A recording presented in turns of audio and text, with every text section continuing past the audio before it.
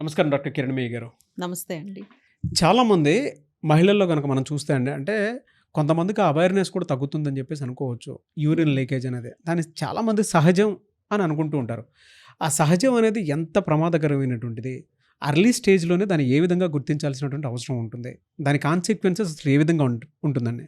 So, మొదటిగా అసలు urinary leakage issues లేదా యూరినరీ ఇన్‌కాంటినెన్స్ అంటే ఏంటో నేను మీకు చెప్తాను. ఓకే. సో, ఈ యూరినరీ ఇన్‌కాంటినెన్స్‌లో మెయిన్ ఏంటంటే వాళ్ళకి దగ్గినా గానీ, తుమ్మినా గానీ, నవ్వినా గానీ, ఏదన్నా బరువులు లిఫ్ట్ చేసినా గానీ, స్టెప్స్ ఎక్కుతున్నా గానీ, సో, వీటన్నిటిలో ఏంటంటే మన బాడీలో ప్రెషర్ అబ్డామినల్ ప్రెషర్ అన్నది పెరుగుతుందన్నమాట.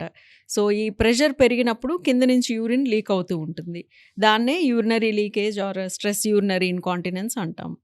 సో, ఈ యొక్క స్ట్రెస్ యూరినరీ ఇన్‌కాంటినెన్స్ అన్నది కామన్‌గా మనము 2 గ్రూప్స్ ఆఫ్ పీపుల్స్‌లో చూస్తామన్నమాట. ఒకటొచ్చేసి డెలివరీ అయిన తర్వాత ఈ ప్రాబ్లమ్ ఫేస్ చేస్తూ ఉంటారు. నెక్స్ట్ వచ్చేసి మెనోపాజ్ లేదా 45, 50 ఇయర్స్ ఏజ్ గ్రూప్ వాళ్ళలో ఏజింగ్ చేంజెస్ లేదా హార్మోనల్ ఇన్‌ఫ్లూయెన్స్ వల్ల ఈ ఈ యొక్క ప్రాబ్లమ్ ఫేస్ చేస్తూ ఉంటారనమాట. సో, ఈ ప్రాబ్లమ్స్‌ని ఏంటంటే మోస్ట్ ఆఫ్ ద విమెన్ ఇవి కామన్‌గా అందరికీ ఉండేదే. ఎవరికైనా డెలివరీ అయిన తర్వాత ఇలా యూరిన్ లీకేజ్ ఉంటుంది. ఎవరికైనా మెనోపాజ్ లేదా ఏజింగ్ చేంజెస్ ప్రాసెస్‌లో ఇది కామనే యూరిన్ లీకేజ్ అవ్వటం అని చెప్పేసి వాళ్ళు దీనికేం పెద్ద ట్రీట్మెంట్స్ ఉండవు. ఇది ఇలాగే ఇంకా మనం ఇలాగే కంటిన్యూ చేయాలి. ఇలాగే మనం లైఫ్ లీడ్ చేయాలి అని ఒకటి అనుకోని ఇంకా డాక్టర్‌ని కూడా అప్రోచ్ అవ్వరన్నమాట. హ్మ్. సో, వాళ్ళు లైటర్ డాక్టర్‌ని వెయిట్‌లో తీసుకుంటారేమో. చాలా లైటర్ యాహ్! ఏదో జస్ట్ ఏదన్నా మెడిసిన్స్ రాస్తారా? దీనికేమన్నా ఆయింట్‌మెంట్స్ యూజ్ చేయొచ్చా?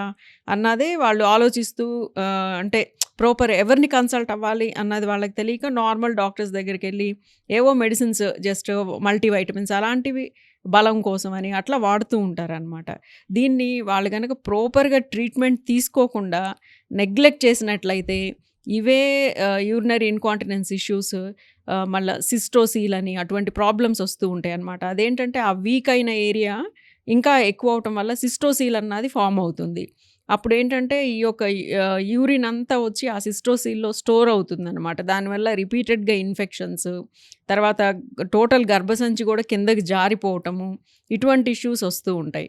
సో, చిన్న ప్రాబ్లమే కదా! ఇది నార్మలే కదా! అనుకోని వదిలేస్తే ఇంకా ఫ్యూచర్‌లో ఏంటంటే సర్జరీ వరకు అమ్మో! వెళ్ళాల్సొస్తుందన్నమాట హ్మ్. వీటన్నిటికి.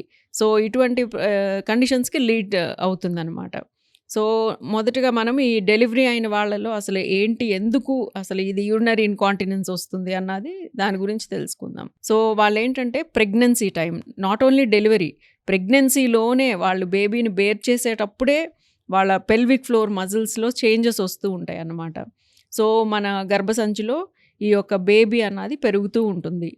9 మంత్స్ పెరగాలి. సో, నైన్త్ మంత్ వచ్చేసరికి అరౌండ్ 2.5 నుంచి 3.5 కేజెస్ వరకు వేరియేషన్స్ ఉంటాయన్నమాట బేబీ వెయిట్స్‌లో. సో, హ్మ్. అంత వెయిట్ ఇలా మనకి తెలుసు కదా! ఎర్త్ గ్రావిటేషనల్ పుల్ ఉంటుంది కదా! అవునవునండి. అవును. ఎవరైనా ఇలా నించున్నప్పుడు ఏదైనా మనం ఇలా వదిలేసినప్పుడు కింద పడుతుంది. అలాగే సేమ్ మన బాడీలో గర్భసంచిలో ఉన్న బేబీ వెయిట్ అంతా కూడా గ్రావిటేషనల్ పుల్ వల్ల కిందకి పడుతుందన్నమాట. ఆ కింద ఏరియాలో ఉండే మజిల్సే పెల్విక్ ఫ్లోర్ మజిల్స్. ఈ యొక్క పెల్విక్ ఫ్లోర్ మజిల్స్ అన్నవి స్ట్రెచ్ అవుతాయి. ఒక 3 కేజెస్ అంత వెయిట్ పడితే ఎంత స్ట్రెచ్ అవ్వాలి చెప్పండి? సో, అవునండి. అంత స్ట్రెచ్ అవుతదన్నమాట ఆ పెల్విక్ ఫ్లోర్ మజిల్స్. ఈ పెల్విక్ ఫ్లోర్ మజిల్సే ఈ యొక్క యూరినరీ బ్లాడర్ అని ఉంటుంది కదా! దానికి గూడా సపోర్ట్ చేస్తాయి. సో, ఈ పెల్విక్ ఫ్లోర్ మజిల్స్ వీక్ అయినప్పుడు బ్లాడర్ సపోర్ట్ కూడా పోతుందన్నమాట. ఇది మెకానిజం యాక్చువల్లీ. సో, ఈ ఈ సపోర్ట్ పోయినప్పుడు ఏంటంటే అక్కడ బ్లాడర్ వీక్ అయిపోతుందన్నమాట. దాని నెక్ ఉంటుంది. ఆ నెక్ దగ్గర ఉన్న మజిల్ వీక్ అవ్వటం వల్ల దగ్గినా, తుమ్మినా కొద్ది కొద్ది యూరిన్ వచ్చేస్తూ ఉంటాయి. ఇది ఇది ప్రెగ్నెన్సీ టైంలో. నెక్స్ట్ వచ్చేసి డెలివరీ ప్రాసెస్‌లో ఏంటంటే ఆ యొక్క వెజైనాలో నుంచి ఆ 3 కేజీ బేబీ పాస్ అయ్యి బయటికి రావాలన్నమాట. సో, ఆ 3 కేజీ బేబీ వెయిట్ అంతా అందులో నుంచి రావటం వల్ల ఏంటంటే ఆ మజిల్స్ అన్నీ ఇలా స్ట్రెచ్ అయిపోతూ ఉంటాయి ఎక్సెసివ్‌గా. ఆల్రెడీ ప్రెగ్నెన్సీ టైంలో స్ట్రెచ్ అయిపోయినాయి.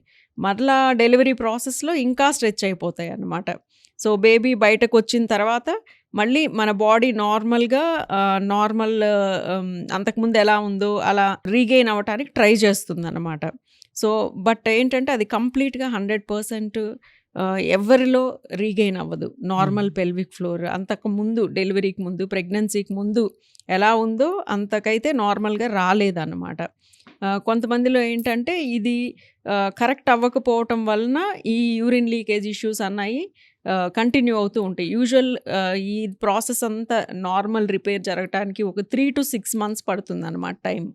ఈ 6 months తర్వాత కూడా ఇంకంతే కరెక్ట్ అవ్వలేదనుకోండి, ఈ స్ట్రెస్ యూరినరీ ఇన్కాంటినెన్స్ అన్నది డెవలప్ అవుతూ ఉంటుంది.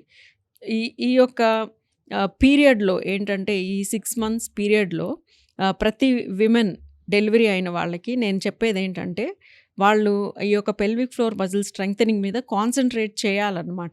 ఐదర్ నార్మల్ డెలివరీ అవ్వచ్చు లేదా సిజేరియన్ సెక్షన్ అవ్వచ్చు. సిజేరియన్ సెక్షన్ అయిన వాళ్ళలో కూడా ఇది డెవలప్ అవుతుంది. నార్మల్ డెలివరీనే అవ్వాలనేం లేదు, వాళ్ళలోనే కావాలి ఈ స్ట్రెస్ యూరినరీ ఇన్కాంటినెన్స్ అన్నది లేదు. ఇద్దరిలో సిజేరియన్ సెక్షన్ అయినా అవుతుంది, నార్మల్ డెలివరీలోనే అవుతుంది. ఇది బిఫోర్ మ్యారేజ్ ఏమన్నా వచ్చే ఛాన్స్ ఏమైనా ఉంటుందండి? బిఫోర్ మ్యారేజ్ మోస్ట్లీ రాదండి.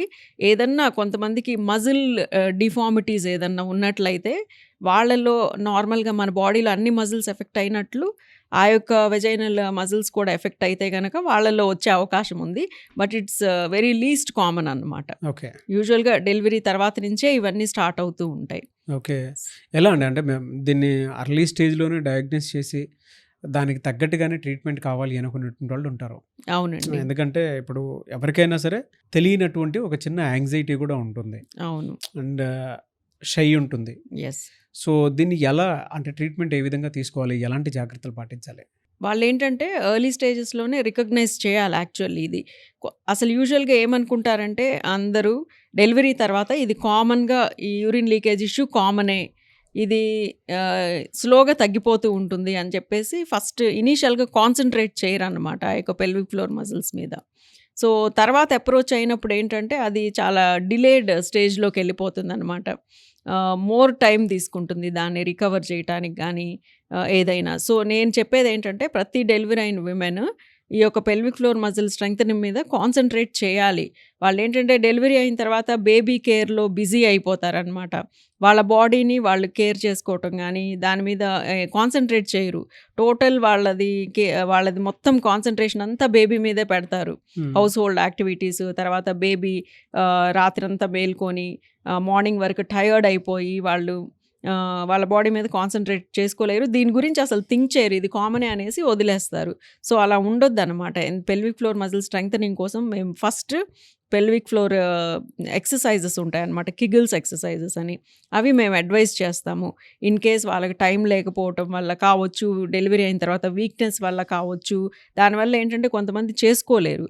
సో అలాంటి వాళ్ళకి ఇప్పుడు పెల్విక్ ఫ్లోర్ మజిల్ టైటనింగ్ కోసం కిగిల్స్ చైర్ ఆర్ ఎంసెల్లా చైర్ అని ఒక చైర్ ఉందన్నమాట. జస్ట్ వాళ్ళు క్యాజువల్గా వచ్చేయటమే అనమాట, ఆన్ క్లోత్సే, దాని మీద జస్ట్ కూర్చోవటం. సర్జరీ ఉండదు, వూండ్స్ ఉండవు, కట్స్ ఉండవు, ఏముండవు అన్నమాట. జస్ట్ ఒక ½ an hour ఆ చైర్ మీద కూర్చున్నట్లయితే ఆ చైర్ 11,000 కిగిల్స్ ఎక్సర్సైజెస్ ఈక్వల్ కంట్రాక్షన్స్ ఇస్తుంది అనమాట ఆ పెల్విక్ ఫ్లోర్ మజిల్స్ మీద. సో అంత హై అమౌంట్ ఆఫ్ ఎక్సర్సైజ్ అవుతుందన్నమాట. ఆ టైంలో ఏమవుతుందంటే ఆ యొక్క పెల్విక్ ఫ్లోర్ ఏదైనా మన బాడీలో మజిల్ పని చేయాలంటే నర్వ్ దాన్ని స్టిమ్యులేట్ చేయాలన్నమాట, మజిల్ వర్క్ చేయాలంటే. అంత హై అమౌంట్ ఆఫ్ ఎక్సర్సైజెస్ మనము ఆ పెల్విక్ ఫ్లోర్ మజిల్స్ మీద ఇవ్వటం వల్ల న్యూరో మస్కులర్ రీజనరేషన్ అన్నది కూడా స్టార్ట్ అవుతుంది. దానివల్ల ఏంటంటే మజిల్స్ బాగా యాక్టివేట్ అయ్యి దాని స్ట్రెంగ్త్ మళ్ళీ రీగెయిన్ అవుతూ ఉంటుంది. సో ఈ టైప్ ఆఫ్ ట్రీట్మెంట్స్ కూడా అవైలబుల్ ఉన్నాయి. ఇవేంటంటే జస్ట్ మినిమం 6 sessions ఉంటాయి ట్రీట్మెంట్స్, వీక్లీ ట్వైజ్ వాళ్ళు తీసుకున్నట్లయితే కనుక ఈ ఎర్లీ స్టేజెస్లోనే మనం డిటెక్ట్ చేసి ఇది తీసుకున్నట్లయితే కనుక చాలా ఫాస్ట్గా రికవర్ అయిపోతారు అనమాట. ఒక్కసారి అంటే ఈ వీడియో చూసేటువంటి వాళ్ళు, ప్రతి మహిళ మిమ్మల్ని అప్రోచ్ అవుదాం అనుకున్నటువంటి వాళ్ళు ఉంటారు, ఈ సమస్యతో బాధపడేటువంటి వాళ్ళు ఎలా అప్రోచ్ అవ్వాలి?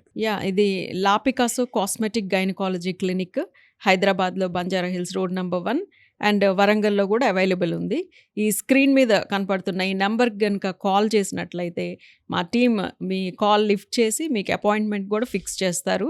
మీరు ప్రయర్ అపాయింట్మెంట్ తీసుకొని రావచ్చు. డెఫినెట్లీ అండి. Thank you so much doctor Kiranamayya గారు. నమస్తే అండి.